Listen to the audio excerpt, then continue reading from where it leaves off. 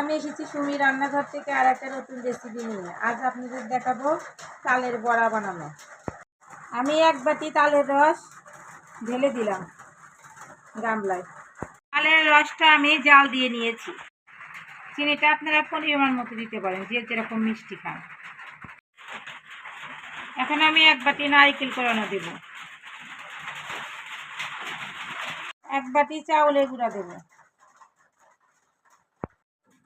Half বাটি ময়দা দেব,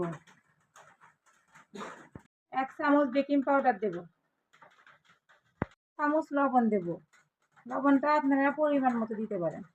এখন হাত দিয়ে আমি সবগুলো উপকরণ মাখিয়ে নেব। কেন হয়ে গেছে, কড়াইয়ের মধ্যে এক এক করে সব বড়া দিয়ে দেব। চুলার আঁচটা অল্প আছে, ভেজে নেবেন আপনি।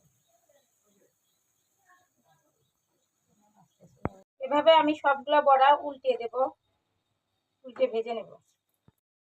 হয়ে গেছে তাল বড়া, অনেক সফট এবং নরম তুলতুলে হয়েছে।